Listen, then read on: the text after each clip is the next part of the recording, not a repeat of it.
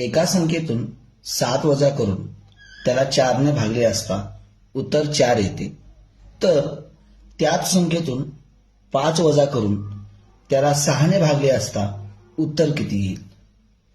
अशा प्रश्नामध्ये मुलांना संख्याच माहीत नसते, त्याच्यामुळे मुलांना हा प्रश्न सोडवताना खूप वेळ लागतो. या प्रश्नामध्ये प्रथम आपल्याला अशी संख्या काढायची आहे, त्या संख्येतून 7 वजा करून त्याला 4ने भागले असता उत्तर 4 येईल. म्हणजे आपल्या मित्रांनो मांडणी करता आली नाही. मग आपण ती संख्या मित्रांनो एक्स मानूया. ती संख्या काय मानूया? एक्स. म्हणजे पहिल्यांदा संख्या जर काढता आली मित्रांनो तर आपण जिंकलो. ती संख्या एक्स मानूया. एक्स. मांडणी कशी आहे बघा मित्रांनो, एका संख्येतून म्हणजे एक्स मधून 7 वजा करून त्याला 4ने भागले तर उत्तर किती येणार आहे मित्रांनो? 4 येईल. ही मांडणी जर तुम्हाला करता आली तर तुम्ही जिंकलात. आता या ठिकाणी काय होतं मित्रांनो, हा 4 इकडे जाणार अंशामध्ये आणि गुणाकार होणार मित्रांनो. म्हणजे काय होणार?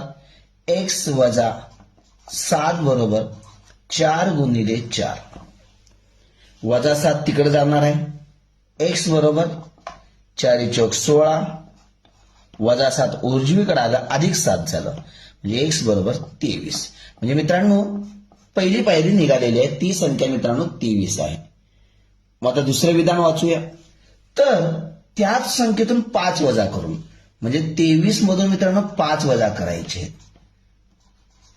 आणि त्याला 6ने भागायचं आहे. मग 23 मधून 5 गेला किती उरणार आहे मित्रांनो? 18. 18ला 6ने भागायचं आहे. 18ला 6ने भागलं 6×3 18 म्हणजे उत्तर किती येणार आहे? 3 येणार आहे. म्हणजे पर्याय क्रमांक 4. पहा मित्रांनो कशा प्रकारे उत्तर निघालं आपलं. अशा सोप्या सोप्या ट्रिक्स युट्यूबवर विजयकुमार नरवणे या चॅनलवर पहा. व्हिडिओ आवडल्यास इतरांना शेअर करा.